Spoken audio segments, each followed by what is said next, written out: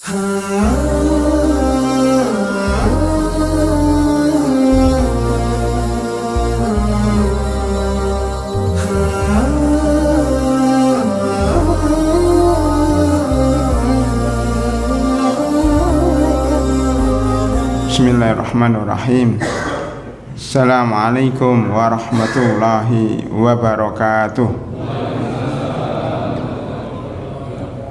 Alhamdulillahi rabbil alamin. Wassalatu wassalamu ala ashrafil anbiya'i wal mursalin wa ala alihi wa sahbihi wat tabi'ina lahum bi ihsanin ila yaumiddin. Ya ayyuhalladzina amanu taqullaha haqqa tuqatih wa la tamutunna illa wa antum muslimun. Allahumma inna nas'aluka ilman nafi'a wa rizqan tayyiba wa amalan mutaqabbala. Tsumma amma ba'd. Hadirin dan hadirat jamaah salat subuh Masjid Nurul Huda Keranggan Permai yang kami hormati. Alhamdulillah pada pagi yang berbahagia ini Allah Subhanahu wa taala masih memberikan kepada kita berbagai kenikmatan, ya, kenikmatan iman, Islam, kesehatan, panjang umur, kesempatan, sehingga kita bisa hadir di masjid ini melaksanakan sholat subuh berjamaah. Mudah-mudahan Allah Subhanahu wa taala menerima segala amal ibadah kita. Amin ya rabbal alamin. Pada pagi yang berbahagia ini saya akan membahas tema hukum membawa anak kecil ke dalam masjid, ya.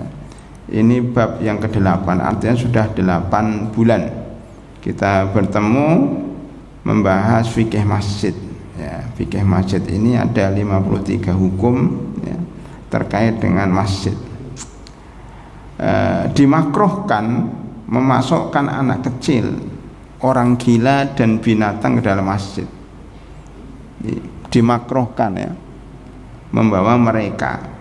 Orang gila kalau dimasukkan dalam masjid nanti akan mengganggu orang yang di masjid. Apalagi binatang, kecuali kucing datang sendiri.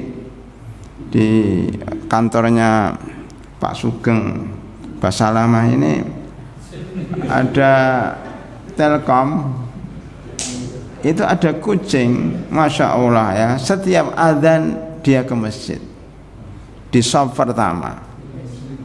Sudah selesai sholat dia pulang. Itu didikannya Pak Sugeng itu. Gimana cara didiknya itu? Itu hampir setiap saya ke sana mengisi kajian itu kucing ada. Ya, azan datang, kemudian orang pulang dia ikut pulang. Luar biasa kucing itu. Kepengen kita ngambil tapi ya udahlah, itu milik masjid itu. Ada beberapa kucing yang memang suka ke masjid, maksudnya tidak mesti di shaf pertama, kadang-kadang di shaf terakhir nggak sholat juga, tapi dia mainnya di masjid.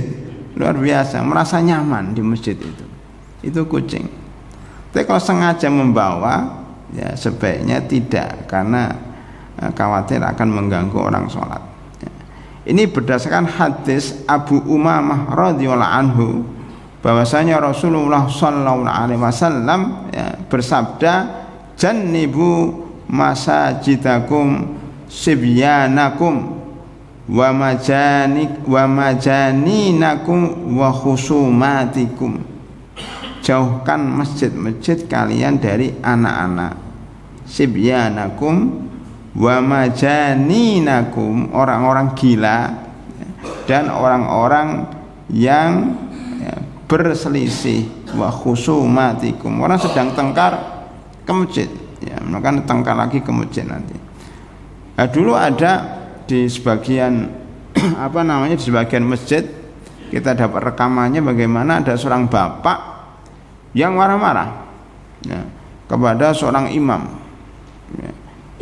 Imamnya lagi baca apa atau menggunakan gerakan apa, sampai dia berdiri marah-marah, ya, bahkan ingin mengusir imam itu dari masjid. Ini nggak benar, Pak. Masjid bukan untuk tempat perselisihan. Seandainya ada sesuatu yang tidak sreg atau kurang berkenan, sebaiknya mendatangi imam, ngomong baik-baik apa masalahnya, atau disampaikan kepada pengurus masjid, tidak mesti harus perang terbuka seperti itu, marah-marah terbuka. Orang Indonesia adalah orang yang santun, terkenal sopan, lembut. Kalau di Mesir biasa seperti itu, Pak. Di Mesir biasa, ya. Orang Mesir, orang Arab tuh kalau melihat sesuatu yang tidak cocok itu langsung diungkapkan. Walaupun dia di saf paling belakang. "Woi, imam, kamu salah." Nah, begitu. Saya sering mendengar seperti itu. Kebetulan imamnya itu mahasiswa Al-Azhar, jadi imamnya itu sudah dewasa, ya. Maka ketika orang itu bicara teriak-teriak dari belakang, makmumnya karena nggak setuju dengan imam, dia diam saja, nggak usah ditanggapin. Ngapain tanggapin? Dianggap itu majaninakum, itu orang gila, dianggap mungkin seperti itu. Karena apa? Tidak boleh berteriak-teriak di masjid seperti itu. Mungkin imamnya salah, mungkin imamnya kurang pas, tetapi sampaikan dengan cara yang baik. Hadirin rahimakumullah. Namun hadis yang saya bacakan tadi ternyata hadisnya lemah. HR Baihaqi, di dalamnya terdapat perawi yang bernama Al-A'la bin Katsir, ya. Dia adalah mungkarul hadis, ya. Jadi hadis ini hadis mungkar, dan diriwayatkan juga oleh Mu'ad bin Jabal dari Mahlul, ya. Sedang dia belum mendengar dari Mu'ad bin Jabal, dan seterusnya. Artinya bahwa hadis ini hadis yang dhaif, tidak bisa dijadikan sandaran hukum untuk melarang anak-anak, untuk melarang orang gila dan membawa binatang ke masjid, ya. Artinya tidak bisa dijadikan sandaran hanya dengan satu hadis ini. Barangkali kita melarang anak-anak atau melarang orang membawa binatang, membawa orang gila dari hadis yang lain, dari ajaran-ajaran Islam yang lain, ya. Umpamanya masjid itu perlu ketenangan, perlu kebersihan, itu dari sisi itu, bukan dari sisi hadis ini, ya. Sebagaimana umpamanya hadis yang menyatakan bahwa anak yang baru lahir, ya, disunahkan untuk diadzanin di telinga kanan dan diikomatin dari sebelah kiri. Para ulama mengatakan hadisnya dhaif, ya. Tetapi tetap aja ini dipakai oleh para ulama, termasuk Ibnu Qayyim Al-Jauzi yang terkenal ketatnya itu menggunakan hadis ini bukan karena hadisnya, tetapi dilihat dari sisi lain, dari ajaran lain, bahwa Islam mengajarkan kita untuk mengenalkan kalimat Allah kepada anak-anak yang baru lahir. Daripada dikenalkan musik, daripada dikenalkan suara-suara lain, maka kenalkanlah suara tauhid, kalimat tauhid. Makanya dikatakan kalau ada yang melakukan seperti itu, kita punya cucu yang baru lahir atau keponakan, ya, maka adzankanlah, ya, di sebelah telinga kanan dan ikomatkan di sebelah kiri, bukan karena hadis ini, tapi karena itu perbuatan yang baik yang ada payung hukum secara umum dari syariat. Kesimpulannya bahwa hadis-hadis yang melarang anak kecil masuk masjid semuanya lemah, tidak bisa dijadikan standar hukum. Bahkan sebaliknya, terdapat hadis-hadis sahih yang menunjukkan kebolehan membawa anak-anak ke dalam masjid, walaupun di sini nggak ada anak-anak, karena maksudnya anak-anak yang sholat subuh kan nggak ada ini, ya. Mungkin nanti sholat yang lain ada, ya. Ini kan hukum untuk umum, ya. Masa dipraktekkan, bagaimana prakteknya itu teknis. Kita tidak bicara teknis, dan hadis ini tidak bicara teknis, tapi bicara tentang payung hukum secara umum. Minimal ada 3 hadis yang berhubungan dengan anak kecil ke masjid. Yang pertama, hadis Abu Qatadah Al-Ansari radhiyallahu anhu, bahwasanya berkata, anna Rasulullah sallallahu alaihi wasallam kana yusalli. Rasulullah sallallahu alaihi wasallam pernah sholat wa huwa hamilun, sedang dia membawa, hamilun. Jadi laki-laki bisa hamil, Pak. Hamil artinya membawa, ya. Makanya kalau dalam bahasa Arab imra'atun hamilun, tidak mesti hamilatun, karena yang hamil itu pasti perempuan, tidak mungkin laki-laki hamil dalam arti kata hamil beneran. Kalau ada kata-kata Rasulullah hamil, itu maksudnya hamil membawa, karena hamil itu maksudnya membawa anak dalam perutnya ibu-ibu ya. Kalau laki-laki bisa hamil nggak bisa, yaitu hamil membawa. Membawa siapa? Hamilun Umamata binta Zainab binta Rasulillah sallallahu alaihi wasallam. Jadi beliau itu punya cucu yang namanya Umamah, perempuan, dari anak Rasulullah yang namanya Zainab. Ada Zainab, ada Fatimah, ada Ummu Kulsum ya. Itu Zainab, Ummu Kulsum, Ruqayyah. Ada 4 anak perempuan, 3 anak laki-laki, berarti ada 7 anak, termasuk Ibrahim yang ibunya adalah Maryah. 6 mungkin dari Khadijah, 1 dari Maryah, ada 7 ya. Semuanya meninggal dunia yang laki-laki, tinggal yang perempuan ya. Yang terkenal Fatimah yang paling kecil, yang paling ragil, tapi kakak-kakaknya ada Zainab. Zainab ini suaminya namanya Abil As bin Rabi'ah bin Abdus Sams. Dulu jahiliyah, menikahnya ini ketika Rasulullah SAW belum diangkat jadi nabi, maka dinikahkan dengan tetangganya. Waktu itu masih jahiliyah, belum masuk Islam. Maka Zainab ini ya kemudian menikah dengan Abil As, melahirkan namanya Umamah. Ketika datang membawa Islam, maka Zainab tentunya masuk Islam, tetapi suaminya belum. Jadi menantu Rasulullah sallallahu alaihi wasallam itu belum masuk Islam. Menantu bapak udah Islam belum? Alhamdulillah. Dari sisi ini lebih baik menantunya kan, menantu bapak daripada menantunya Rasulullah. Lebih baik menantunya, bukan kita yang lebih baik, menantunya lebih baik. Tetapi kemudian para hadirin rahimakumullah, ketika hijrah, Zainab ikut hijrah bersama Rasulullah sallallahu alaihi wasallam, suaminya enggak karena dia kafir. Tetapi kemudian Allah memberikan hidayah kepada suami itu menyusul Zainab ke Madinah dan kemudian menikah lagi. Ada yang mengatakan tidak menikah lagi karena kalau istrinya masuk Islam belum sampai 3 bulan suaminya ikut masuk Islam, maka tidak perlu menikah ulang.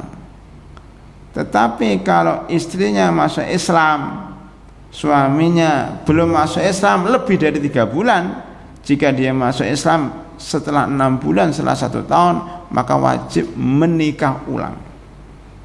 Itu pendapat mayoritas ulama. Walaupun ada sebagian yang ekstrim ya, seperti Abu Hanifah ya, maksudnya ekstrim itu pendapatnya sangat ketat, yaitu kalau istri masuk Islam, suami enggak langsung bisa. Tapi terlalu keras ya. Kita ngambil pendapat mayoritas ulama. Tetapi ada juga yang paling longgar apa? Walaupun suaminya masuk Islam setelah 2 tahun, setelah 5 tahun, setelah 10 tahun, masih boleh yang menyusul istrinya tanpa harus menikah. Ini terlalu longgar. Maka kita ngambil pendapat pertengahan, batasnya 3 bulan. Loh kenapa 3 bulan? Disesuaikan dengan batas apa Pak? Tahu Pak, 3 bulan iddah. Orang kalau suami mencerai istrinya, maka dia masih istrinya sampai 3 bulan ya, sampai 3 bulan. Sudah lewat 3 bulan atau 3 kali haid, dia enggak merujuk, maka sudah jatuh cerai, namanya cerai bain bainunah sughra. Tapi kalau sudah cerainya 3 kali, maka masuk cerai bain bainunah kubra. Nah, nanti kita bahas sendiri di hukum perceraian. Tapi intinya karena cerita ini berhubungan dengan perpisahan antara Zainab dan Abul As yang punya anak Umamah ini, saya sampaikan supaya ada tambahan. Begitu para hadirin rahimakumullah. Lah cucu Rasulullah itu perempuan ini Umamah, yang laki-laki adalah Hasan dan Husain dari Fatimah. Nanti kita bahas ada hadis khusus. Jadi dia membawa Umamah, ya. Umamah kan wali Abil As, jadi binti Zainab dan bin Abil As, binti Abil As bin Rabi'ah bin Abdus Sams. Fa idza sajada wada'aha wa idza qama hamalaha. Beliau itu jika sujud, ya, jika sujud, ya, beliau jika sujud beliau letakkan anak itu, dan bila berdiri beliau gendong lagi. Coba bayangkan, beliau kan sibuk dia ngurusin cucunya, gendong taruh, gendong taruh. Tapi itu Rasulullah, kita mau gimana? Mau ngeritik atau gimana? Lah Rasulullah. Maka agama itu jangan pakai perasaan. Agama itu pakai dalil. Loh, kalau Rasulullah mengatakan jangan seperti itu, berarti itu boleh kan? Bagi kita, yo kok bisa ya sholat kok sibuk gendong, naruh gendong, itu lagi sholat atau lagi ngomong kan? Nah, itu perasaan kita. Maka agama bukan ya diamalkan berdasarkan perasaan, tapi berdasarkan dalil. Ya. Riwayat Imam Bukhari dan Muslim. Ini ada Pak Muslim, Bukharinya mana Pak? Nah, ada Muslim, Bukharinya nggak ada. Bukhari. Ya, Muslim 844. Ya. Nama antum itu disebut terus di mana-mana. Muslim. Ya. Imam Nawawi dalam Syarah Sahih Muslim, udah hadisnya sahih, disarah oleh ulama besar namanya Imam Nawawi, yang ringkasannya sebagai berikut. Hadis di atas sebagai dalil bagi madhab Syafi'i dan yang sepakat dengan beliau bahwa dibolehkan menggendong bayi laki-laki dan perempuan, termasuk binatang yang suci. Apa binatang yang suci itu? Kucing itu suci ya? Ya, ayam. Jadi gendong ayam atau kelinci lah ya, kelinci, marmut itu boleh dimakan ya. Kalau kucing kan binatang buas, binatang buas yang dijinakkan, yang punya taring dan cakar, itu nggak boleh dimakan, kotorannya najis.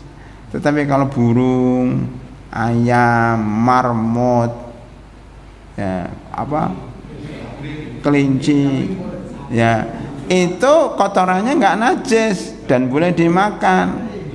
Tanya kambing boleh nggak? Boleh, masa digendong kambingnya? Yang kecil. Dulu masjidnya Rasulullah Sallallahu Alaihi Wasallam itu tidak ada temboknya, hanya tiang-tiang dari pohon kurma, sehingga kambing bisa masuk masjid, dibiarkan Rasulullah Sallallahu Alaihi Wasallam. Ya. Nah, itu boleh karena suci. Jadi boleh membawa binatang yang suci di dalam sholat fardu maupun dalam sholat sunnah.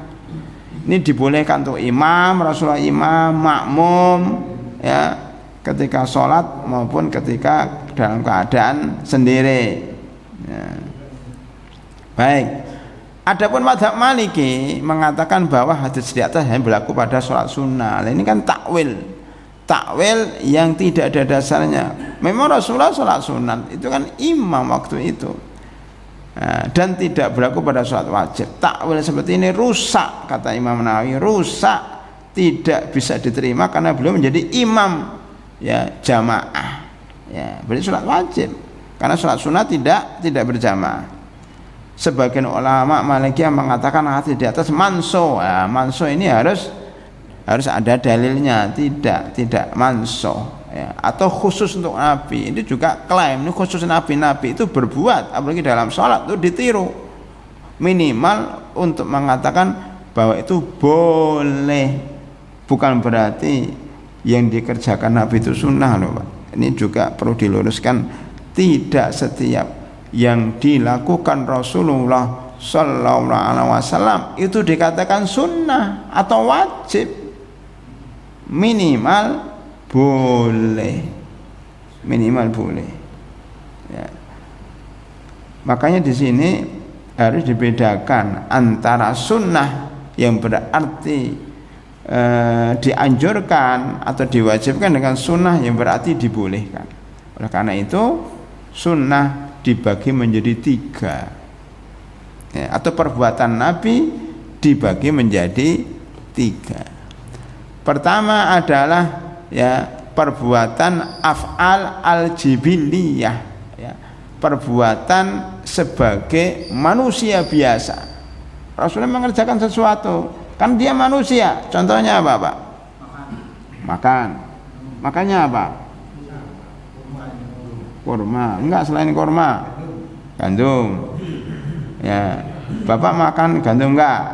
Enggak kan? Berarti enggak ngikuti sunnah Nabi dong. Gitu. Itu aja dibalik ya. Nabi naik kendaraannya apa? Unta atau kuda. Bapak naik unta enggak? Enggak nyunah. Nah, gitu. Apa lagi, Pak? Pakaiannya. Lah ini yang ikuti pakaian Nabi mana?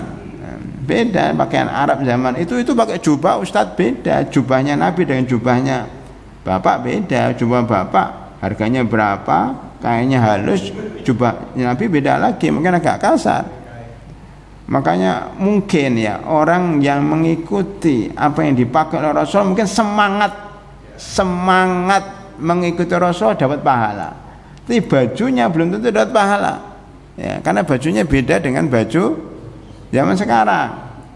Termasuk sandal Bapak apa? Swallow ya. Atau Carefil atau apa ya. Banyaklah. Kalau sandalnya Rasulullah beda lagi, bukan sandal jepit seperti Swallow, sandal jepit lain dari pelepah atau dari apa ya, beda lagi. Maksud kita ngikutin seperti itu sandalnya kan nggak mungkin zaman sekarang. Sangat sedikit yang bisa bentuknya kita nggak tahu. Beliau rumahnya berapa meter? 2x2 Pak, atau 3x4 kecil lah. Bapak berapa rumahnya? Tingkat. Beliau Rasulullah nggak tingkat, ya kan? Yang lebih dahsyat lagi, beliau istrinya berapa? 9, 13, Bapak 1, berarti nggak nyunah kan? Sunahnya 9, ya nggak juga ya. Makanya jangan setiap perbuatan Rasulullah kita anggap sunnah, jangan. Itu jibiliyah. Jibiliyah itu perbuatan sebagai manusia biasa.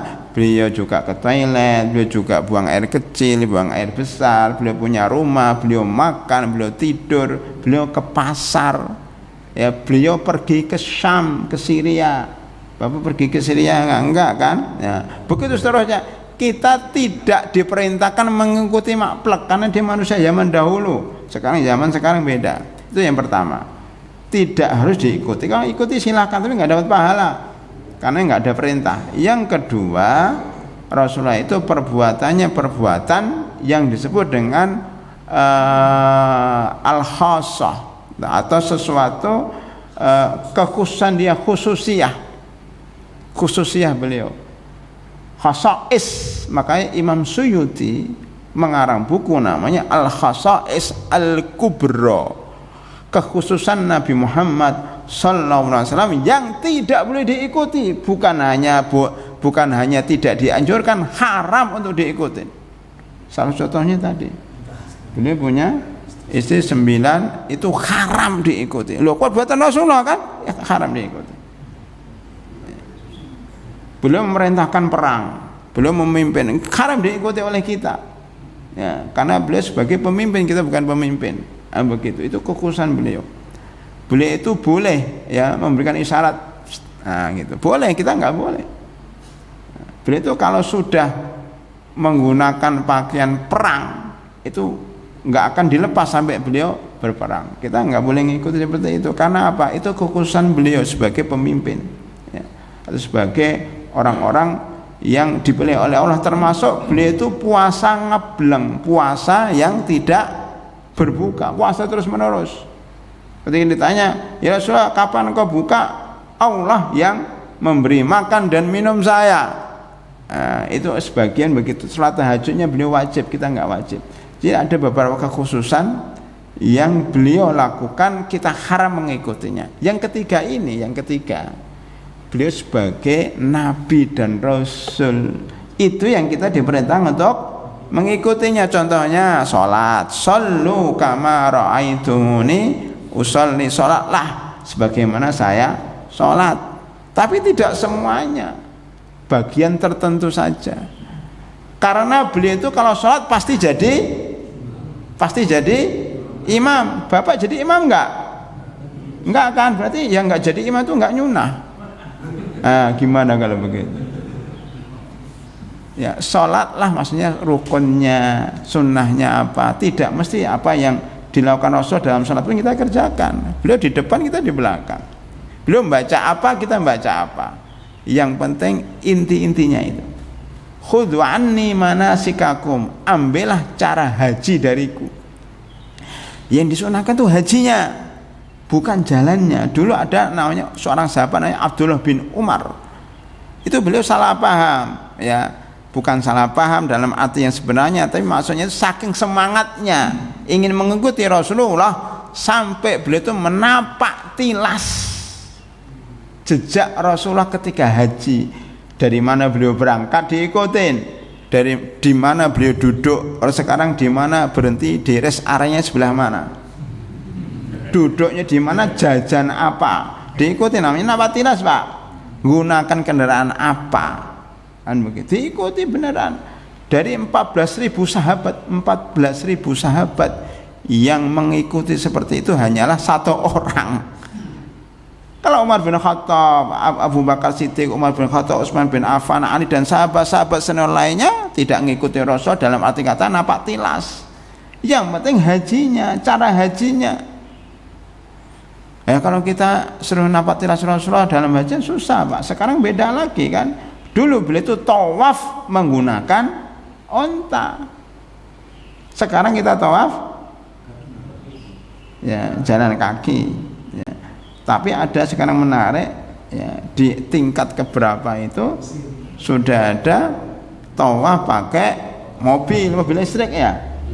Yang umroh terakhir sahabat itu pakai mobil listrik. Walaupun dia nggak sakit, walaupun dia anak muda boleh, bukan hanya khusus orang tua aja. Ya. Ditanya apa boleh? Boleh katanya. Kata seorang ulama boleh tawaf pakai kendaraan. Karena Rasulullah SAW sendiri tawafnya pakai onta. Ya. Bayar atau gratis saya nggak tahu. Bayar nggak itu? Bayar kan? Ya, bayar, semuanya bayar. Makanya kalau punya uang enak tuh Pak, mau haji mau apa enak, tinggal naik kereta, naik mobil, naik apa di atas. Ya. Hadirin rahimakumullah.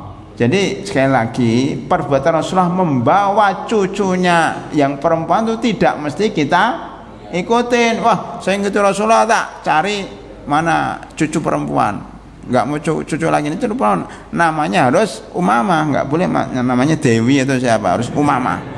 Kalau ingin sunnah Umamah dan jadi imam, tidak mesti seperti itu. Namanya Islam mak saklek.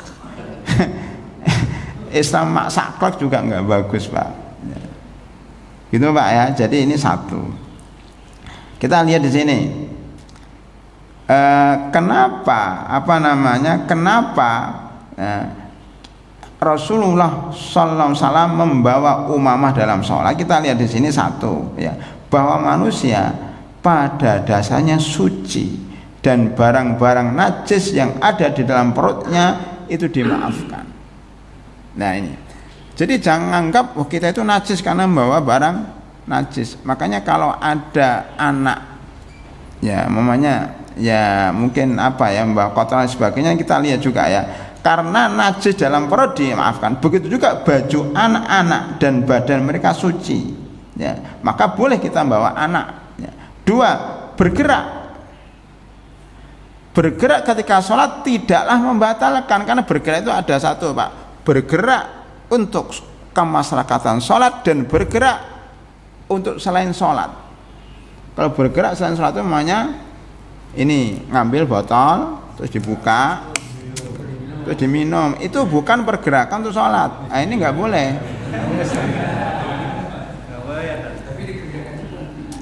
Karena gerak bukan untuk sholat. Kalau gerak untuk sholat contohnya apa? Kalau ada shaf yang kosong, kita maju, itu untuk sholat. Ya. Ada yang jatuh apanya, HP. Nah, ini banyak salah HP, bunyi, didit, kita ambil, kita matikan, itu boleh karena bergerak untuk kemaslahatan sholat. Termasuk gatel. Ini tambahan saya, mungkin bisa salah bisa, tapi insya Allah enggak. Kalau gatelnya mengganggu, membuat enggak khusyuk, ini sholat imam baca apa ini kok saya gatel banget, maka bolehlah garuk dikit set supaya khusyuk. Kalau enggak digaruk enggak khusyuk kan, maka digaruk menjadi khusyuk. Digaruk boleh untuk maslahat sholat, asal jangan terlalu sering. Nah, gitu. Batasannya oleh mazhab Syafi'i 3 kali. Jadi jangan sampai 3 kali bergerak berturut-turut. Kalau mau bergerak sekali berhenti, bergerak lagi berhenti, bergerak lagi berhenti. Maka kalau kita dari tempat infokus ini mau ke depan boleh, tapi selangkah berhenti, selangkah berhenti, selangkah berhenti, bisa Pak. Dari belakang mau ke depan bisa, tapi butuh waktu. Tidak langsung plek gitu, enggak. Plek berhenti, orang lihat oh dia lagi sholat, dia nengok lagi, dia gerak lagi sholat. Nah, kayak gitu Pak, jangan langsung gerak berturut-turut.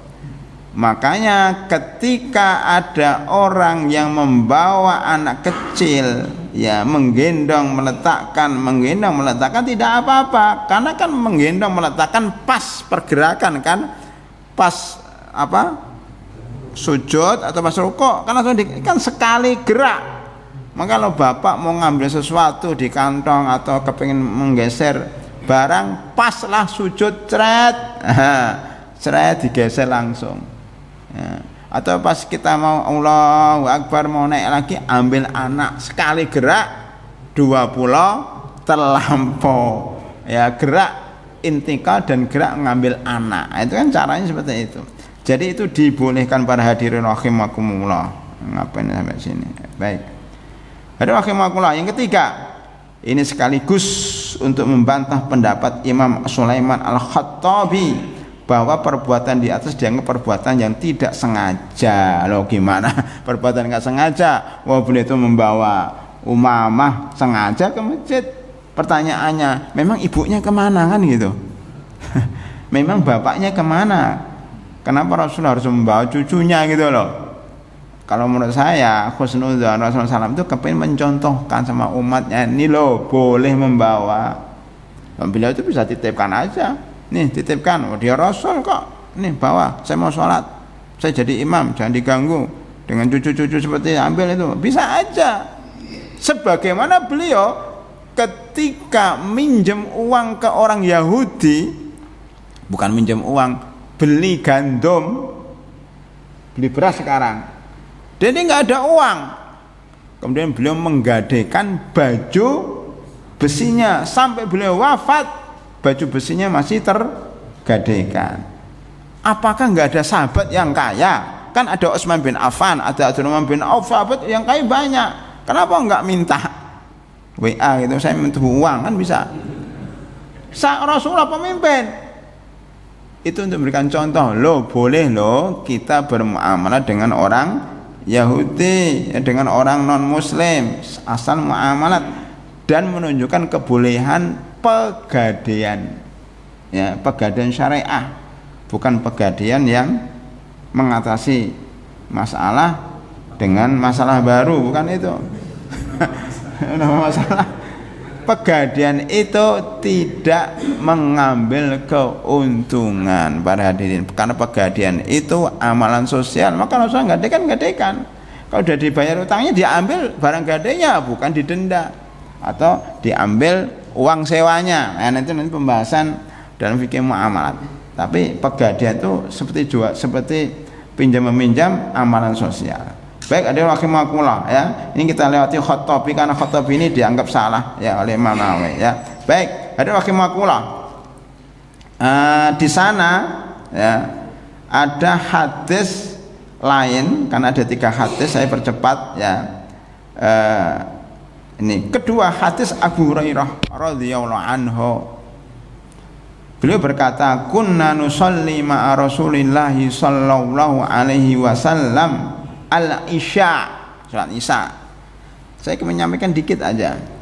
Para sahabat itu kalau ada kejadian terutama dengan Rasulullah SAW, beliau ceritakan, beliau hafal, diceritakan kepada orang lain. Kalau zaman sekarang dicatat. Jadi kalau ada suatu peristiwa sebaiknya dicatat. Peristiwa kecil maupun peristiwa besar itu dicatat, Pak. Karena dengan dicatat itu akan dihafal, akan dibaca orang-orang sesudah kita, mungkin anak cucu kita. Coba Bapak selama berpuluh-puluh tahun ada kejadian apa di masjid ini, di Masjid Nurul Huda, kan nggak terekam, Pak. Coba kalau ada sebuah kejadian besar maupun kecil dicatat, itu nanti ada catatan dibaca oleh anak didik kita. Termasuk ini sudah 14 abad yang lalu kan cerita ini, sampai kita ada ilmu jadinya. Begitu, Pak. Jadi mencatat itu penting.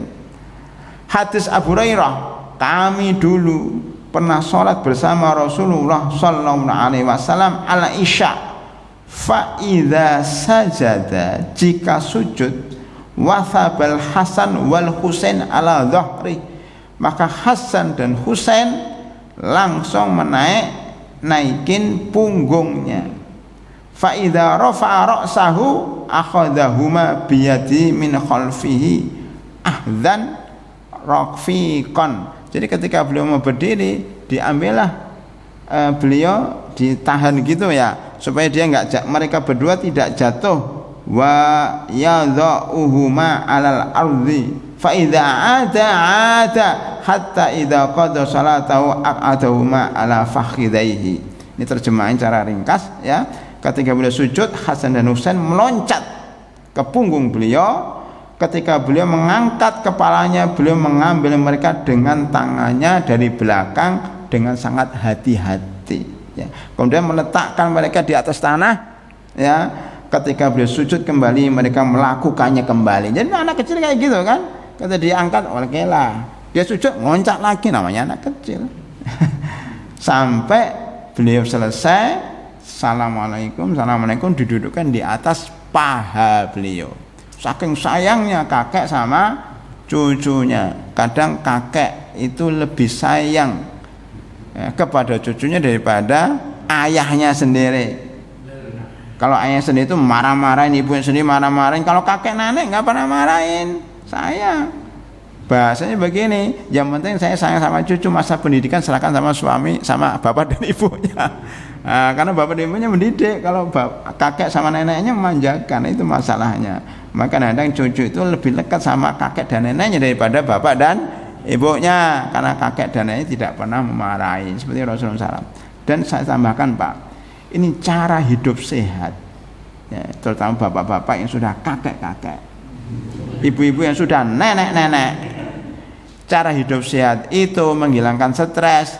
Mainlah dengan anak kecil, terutama cucu, insya Allah segala masalah hilang. Utang sudah enggak ingat lagi. Sakit-sakit udah nggak ingat, karena ingatnya cucu udah hiburan itu, hiburan. Nah, pengobatan dengan cara membawa cucu ke rumahnya atau kita main ke rumah cucu, itu insya Allah itu bisa menyehatkan. Kalau nggak percaya coba, dan sudah banyak buktikan. Alhamdulillah. Nah, itu pada diri ini Rasul itu sehat gara-gara sering main dengan cucunya. Bahkan diriwayatkan beliau itu kadang merangkak kayak kuda-kudaan, anaknya naik di atas, karena zaman itu belum ada mainan bersama kakeknya ya. Begitu pada rahimakumullah ya. Baik, saya lanjutkan hadis ketiga, hadis dari Anas bin Malik radhiyallahu anhu ya. Inni la adkhulu fis sholati wa ana uridu italatuha. Ketika Rasulullah mengatakan, waktu itu saat aku sholat dan ingin memanjangkan bacaanku, tiba-tiba aku mendengar tangisan bayi. Jadi Rasulullah itu sebagai imam itu enggak telinganya ditutup pakai tisunya pakai tisu biar kusuk lah, matanya ditutup kusuk supaya enggak lihat macam-macam. Boleh enggak nutup mata, Pak? Hukumnya makruh, itu seperti salahnya orang Yahudi. Berarti tidak disunahkan memejamkan mata, kecuali kalau kita sholat di depan jalan atau ketika di depan kita ada televisi yang sedang ada sepak bola. Nah, barulah itu ditutup matanya terus ditutup telinganya. Itu kalau selain itu nggak boleh.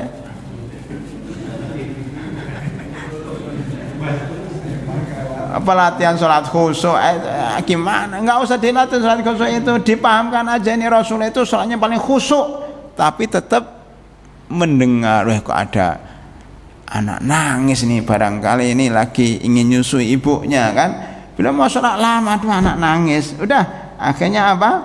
Beliau mempercepat sehingga aku pun memperpendek sholatku sebab aku tahu ibunya akan susah dengan adanya tangisan tersebut. Berarti ibunya udah nggak khusyuk. Ini imamnya lama banget, anakku sudah udah nangis-nangis. Makanya para imam kalau ada anak nangis segera dipercepat sholatnya, gitu. Ya kan? Kalau ada bapak-bapak dipercepat. Itu mau ke toilet itu bapak itu, atau lagi sakit. Gitu. Ini penting, sholatnya nggak usah lama-lama. Sholat jamaah itu nggak usah lama-lama. Kalau ingin lama-lama sholat sunnah. Ini sudah suruh, tapi tambah 15 menit. Apa itu?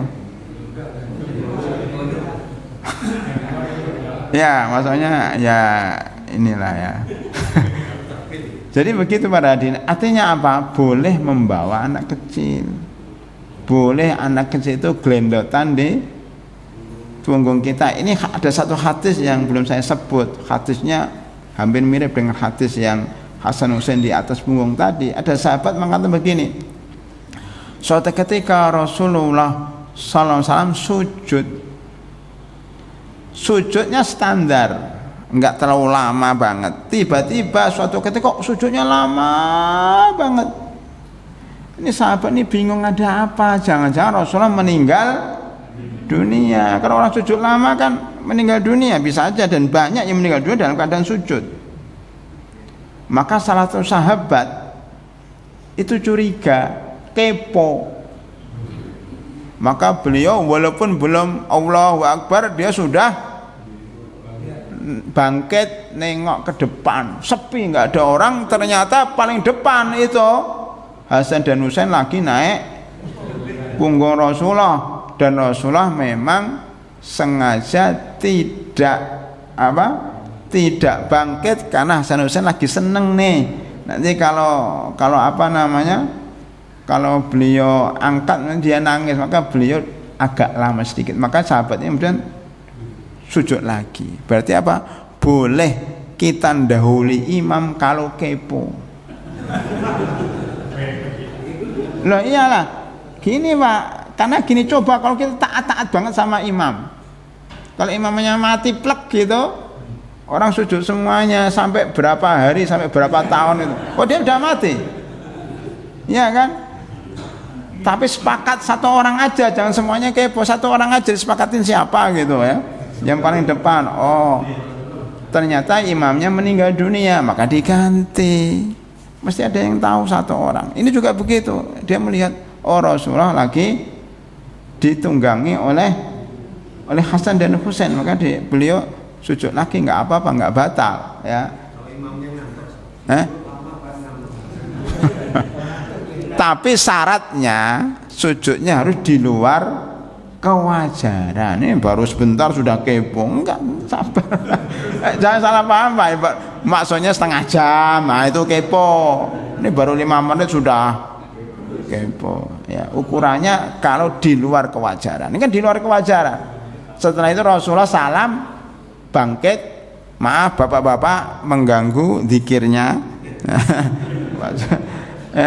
Ini saya tadi kenapa sujudnya lama? Karena Hasan atau Husain ini lagi naik di punggung saya dan saya tidak mau anak ini kecewa gitu kan. Saya biarkan dulu baru saya naik dari sujud, baru bangkit dari sujud. Jadi ada dua, Pak. Rasulullah itu melamain sholat gara-gara untuk anak, mempercepat sholat gara-gara untuk anak yang nangis. Luar biasa kan, beliau ibadah kepada Allah tapi juga memikirkan sosial, memikirkan masyarakat. Itu Islam seperti itu. Jadi sholat gitu enggak, tapi memikirkan orang lain. Makanya ada nanti dalam dalam hadis lain beliau itu menyuruh uqtulul aswadaini fi sholat. Ya. Bunuhlah dua binatang hitam dalam sholat. Maksudnya apa? Ular dan kalajengking. Bunuh. Ya, walaupun kita sholat, bunuhnya dengan kaki, dengan apa ini tempat ini, pok gitu. Maksudnya apa? Sholat itu ya jangan terpejam, jangan nggak lihat kanan kiri, tapi lihatlah mata melihat, telinga mendengar. Kalau ada yang bahaya yang bergerak. Ini ada anaknya main pisau, ya dia dimaju, saya sholat terserahlah. Tiba-tiba salah, anaknya sudah meninggal dunia. Karena apa? Mukul-mukul adiknya pakai pisau. Jangan begitu, mendingan batalkan sholat, ambil. Makanya ibadah dalam Islam itu bukan ibadah mahdha, tapi ibadah terpadu. Ya, ibadah horizontal dan ibadah vertikal. Hubungan dengan Allah dan hubungan dengan manusia. Hablun minallah wa hablun minan nas. Baik, hadirin rahimakumullah. Mungkin ada yang bertanya sambil menunggu waktu sholat. Silakan belakang, Pak. Ya. Ya. Waalaikumsalam.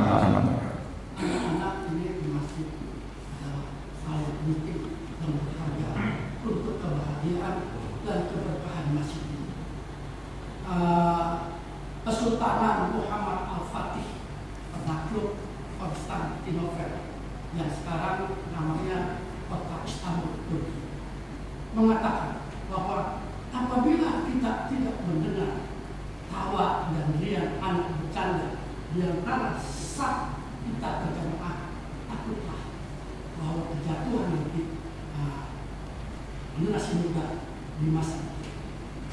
Maka jadikanlah masjid ini sebagai rumah kedua untuk anak-anak. Mohon Pak penjelasan Ustaz masalah yang ketiga. Terima kasih Ustaz. Baik, ada. Jadi ada yang lain enggak supaya dijadikan satu? Silakan Pak Sugeng ya. Terkait dengan sujud jamaah Ustaz. Pada sujud jamaah kan kita nggak tahu nih Ustaz. Ternyata kita dengar imam bersalam assalamualaikum. Nah, yang belakang ini baru tahu sudah selesai kita bangun. Apakah kita juga melakukan bacaan ayat Ustaz? Apa bersalam juga? Oh ya. Baik ya. Ada lagi? Biar nanti.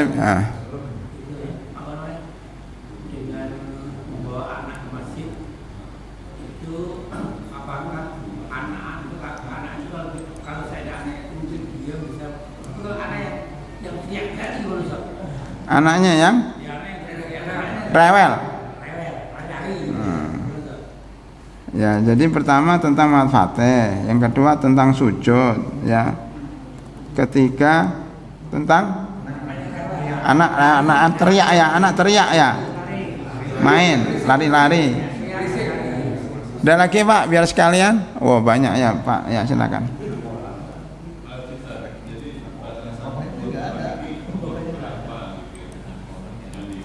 Yang keras Pak, enggak kedengaran Pak. Oh, umur anak.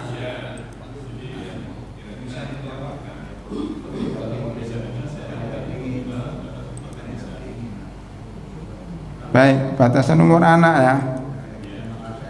Oh, malah saya. Umur anak.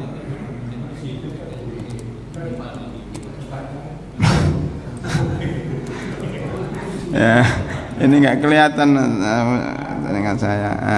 Kemudian umur anak yang boleh ke masjid ya, gitu kan Pak? 4 aja cukup ya. Ya. Pertama anak Mat Fatih. Pak siapa Pak? Hatta. Oh Pak Fatah, kok Fatah dengan Fatih? Memang Bapak suka Muhammad Fatih karena namanya Fatah ya? Enggak. Pak, subhanallah, saya belum dengar itu, tetapi mudah-mudahan karena beliau seorang pemimpin Islam dan ada sebagian ulama mengatakan ada hadis yang menyebutkan bahwa kota Konstantinopel itu akan dibuka oleh seorang pemimpin yang paling baik dan oleh tentara yang paling baik. Mudah-mudahan Muhammad Fatih. Ya, kan udah berapa abad sejak zaman sahabat itu. Abu Ayyub Al-Ansari, sahabat Rasulullah SAW yang rumahnya dipakai oleh Rasulullah, menginap ketika datang pertama kali ke kota Madinah, itu ikut membuka Konstantinopel tapi nggak berhasil. Itu negara Bizantium, Romawi Timur yang terkuat, bahkan lebih kuat daripada Romawi Barat. Romawi Barat itu jatuh waktu itu ada era zaman kegelapan, ya, yang kemudian bangkit oleh seorang raja dari Jerman, ya, yang namanya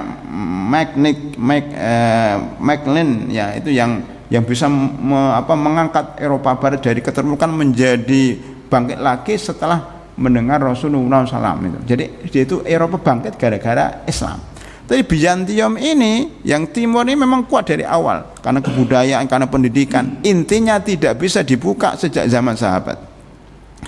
Baru dibuka pada zaman Muhammad Al-Fatih. Berarti kan hebat itu. Kalau kita lihat film yang kartun atau film yang beneran, yang lebih kartunnya Pak, itu bagaimana secara teknis bisa merebut kota Konstantinopel itu. Intinya bahwa perkataan beliau itu insya Allah benar. Maknanya benar bahwa anak-anak yang tidak pernah ke masjid berarti anak itu ya menjadi anak generasi yang lemah. Bacalah surat Maryam ayat 59, ya. Fa khalafa min ba'dihim khalfun adha'us salata wattaba'us syahawat fasawfa yalqauna ghayya.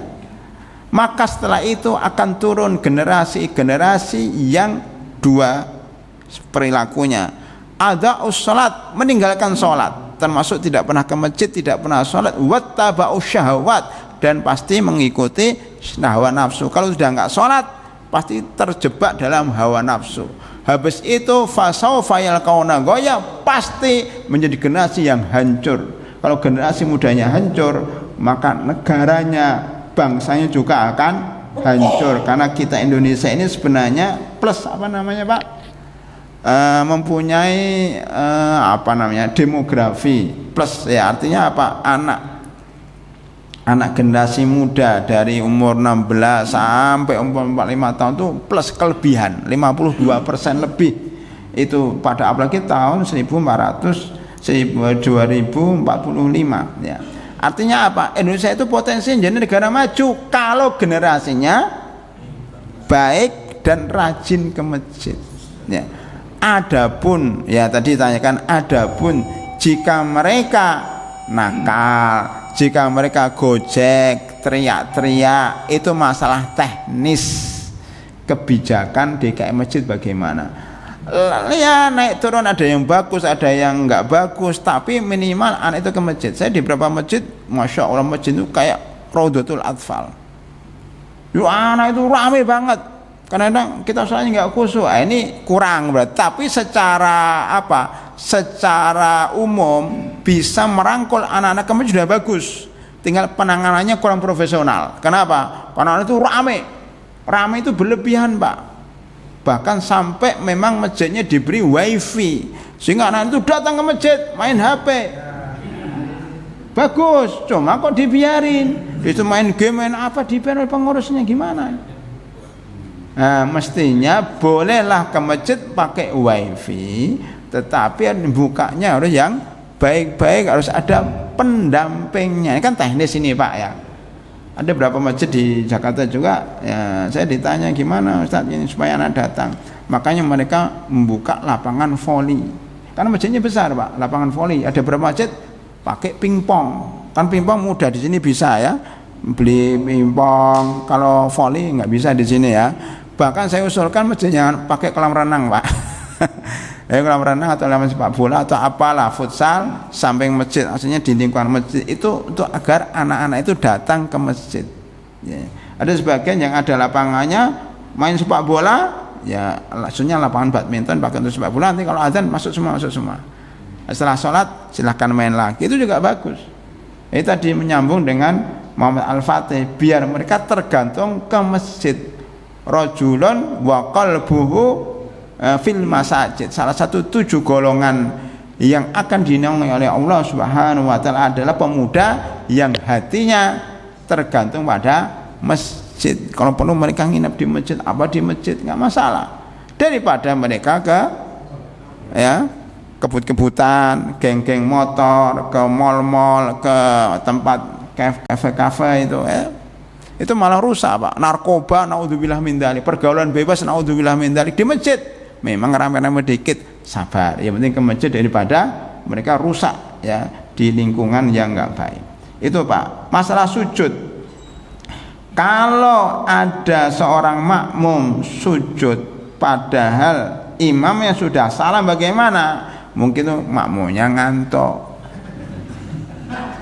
atau imamnya suaranya pelan, dia paling belakang sendiri makmumnya, terlalu khusyuk, doanya terlalu lama. Nah, kalau makmum doanya jangan lama-lama, Pak ya, nanti doanya lama setelah selesai sholat doanya lah. Kalau lagi sholat jangan lama-lama, karena pasti imamnya nggak lama juga. Kalau sudah terlanjur bagaimana? Sudah salam dia baru, memang nggak ada temennya nyenggol sampainya, nggak ada, Pak. Enggak. Oh semua. Oh berarti imamnya itu. Allahu Akbar. Kalau semua, kalau satu. Iya. Kok sampai salam itu loh, berarti kan ya imamnya. Itu suara berisik. Oh gitu. Ya mungkin di teman-teman umum oke lah. Kalau begitu dia gini, Pak, ada satu kaidah gini, Pak. Kalau imam sudah salam, tidak ada kewajiban makmum ngikutin imam. Makanya Bapak kalau tahiyat imamnya cepet banget, Allah assalamualaikum loh, baru at-tahiyatulillah, dia sudah salam, biar aja salam, saya salamnya setengah jam lagi, boleh. Karena apa?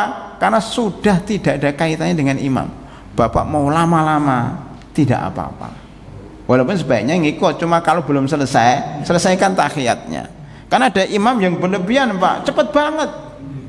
Begini, Pak, ternyata ada satu kaidah di dalam mazhab Syafi'i, dan saya tanya sama murid saya, kamu kok sholatnya cepat? Ya Ustaz, yang penting sholawatan, tidak mesti Allahumma sholli ala Muhammad wa ala ali Muhammad kama shallaita ala Ibrahim wa ala ali Ibrahim wa barik ala Muhammad wa ala ali Muhammad kama barakta ala Ibrahim wa ala ali Ibrahim fil alamina innaka Hamidum Majid. Kan lama itu. Kata mereka sholawat Allahumma sholli ala Muhammad, assalamualaikum warahmatullahi wabarakatuh, assalamualaikum. Begitu, Pak, yang saya ketahui, oh ternyata begitu. Yang penting sholawatan, tidak mesti sholawat Ibrahimiyah. Tapi kan nggak nyunah Allahumma sholli ala Muhammad. Makanya kok cepet. Rahasia kenapa sebagian imam, sebagian orang kok duduknya cepet, karena baca sholawat yang paling singkat. Walaupun itu tidak dianjurkan, Rasulullah mengajarkan sholawat Ibrahimiyah kok. Jadi kalau masuk surga jangan yang minimalis. Itu masuk surga tapi paling bawah itu. Nah itu, Pak ya, intinya kalau sudah salam ya sudah, kita bangkit dari sujud, baca tahiyat seperti biasa baru salam. Tidak perlu sujud sahwi, karena memang tidak ada yang salah, hanya terlambat saja ya. Kemudian anak teriak ini tadi, Pak, anak teriak ini, Pak siapa tadi? Pak Supandi Subardi dari Klaten ya.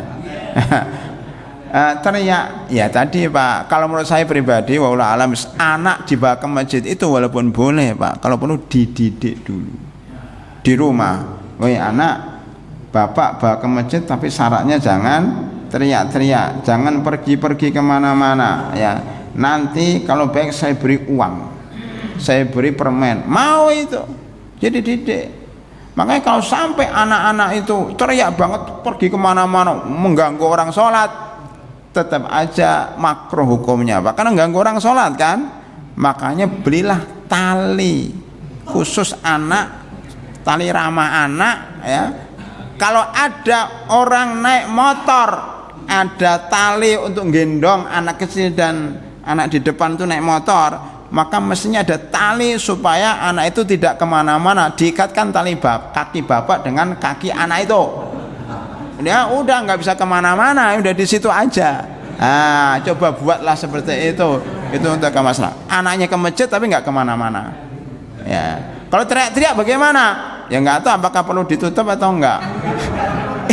Intinya, nggak mau cerita dikit nggak apa, agak panjang dikit ya. Saya di suatu masjid itu ada lengganan bapak yang masih muda membawa anaknya. Itu pasti bapak itu terlambat, Pak. Kalau orang sudah salam semua, anaknya nangis, Abi pulang, Abi, itu pasti. Saya pikir yang salah siapa? Bapaknya. Kenapa kalau bawa anak mesti terlambat gitu loh? Kalau dia nggak terlambat, anaknya nggak nangis. Gara-gara dia lengganan terlambat, bahkan terlambat karena ada 4 rakaat. Orang salam dia baru 3 rakaat, baru 1 rakaat. Berarti abi itu dari rakaat 2 sampai rakaat terakhir itu nangis terus. Nah, ini berarti kan ini ada kesalahan teknis. Bukan anak yang salah, tapi bapaknya yang perlu agak datang lebih cepat supaya anak nggak nangis. Kedua, jangan sampai anak-anak kadang-kadang dibawa ke sop pertama. Kan ada bapak yang terlalu semangat, dia di sop pertama, anaknya di sampingnya. Di sop pertama jangan, Pak. Kalau bapak bawa anak di pojok, ya depan nggak apa-apa, asal di pojok, karena depan ini ya untuk orang-orang tertentu yang bisa mengganti, bisa mengoreksi imam dan orang-orang yang memang bertanggung jawab ya. Baik, kemudian umurnya berapa, Pak? Oh, tidak ada ketentuan khusus. Hasan dan Husain umurnya berapa? Kalau beliau membawa Umamah digendong, ditaruh, berarti kan masih bayi. Kadang-kadang bawa anak bayi lebih baik daripada bawa anak 5 tahun. Ya kan? Bayi nggak bisa kemana-mana. Ini yang 5 tahun, wong sana. Ya, itu Pak. Intinya kalau masalah ini memang panjang, pro dan kontra. Tapi intinya, inti kajian kita dianjurkan bawa anak atau mengajak anak ke masjid, tapi perlu dididik terlebih dahulu di rumah.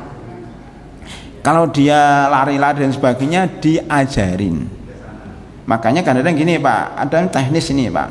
Ada yang mengatakan anak khusus di belakang. Ternyata itu nggak bagus. Dia akan tengkar sendiri, gini-gini, pasti gini-gini. Makanya kalau bisa dipepet. Jadi masing-masing bapak, itu bapak, anak itu nggak bisa apa-apa dia. Ya kan, mau gini kita pegang. Saya pernah, Pak, ada anak itu nggak ada yang melarang, waru bolak-balik gitu. Giliran di depan saya pegang. Mau kemana kamu? Diem. Dia ngerontak-ontak. Saya diamkan aja. Agak lama saya lepas. Habis itu dia nggak lari lagi. Minimal nggak di depan saya, mungkin di belakang. Setiap bapak kalau begitu, saya kira anak nggak akan berani lari-lari. Lah kan nggak boleh bergerak, boleh, Pak. Boleh megang anak yang terlalu rewel, pegang gitu. Walaupun bukan anak kita, kan kita cuma megang doang. Nah, itu Pak, dibolehkan megang anak yang terlalu rewel, sekedar supaya tidak terlalu banyak lari-lari. Gimana? Boleh.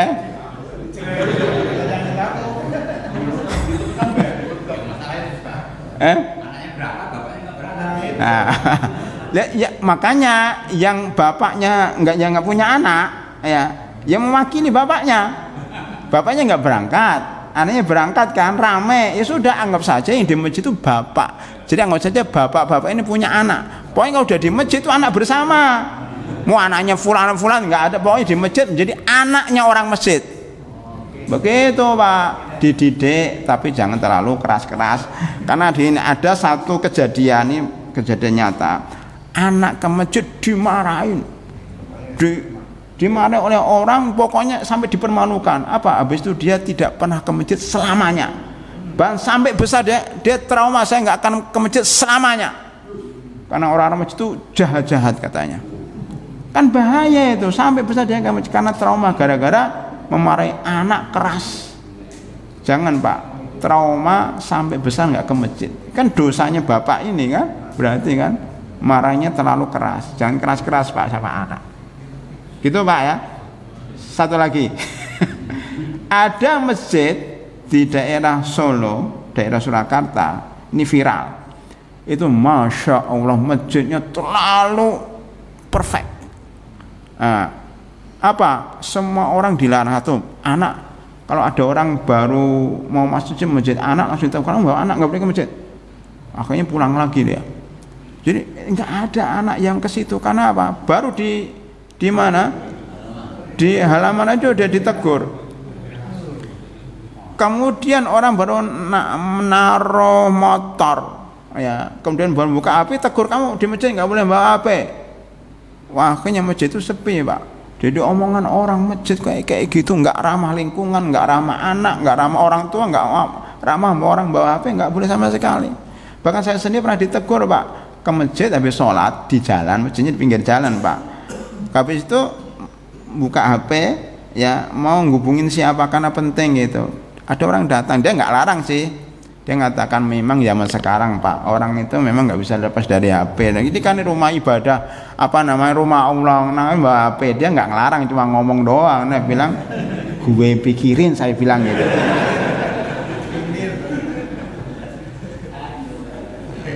Nah, ini kan untuk kepentingan. Nah, itu terlalu berlebihan di dalam beribadah. Boleh bawa HP selama itu ada kepentingan. Kalau nggak ada kepentingan, apanya?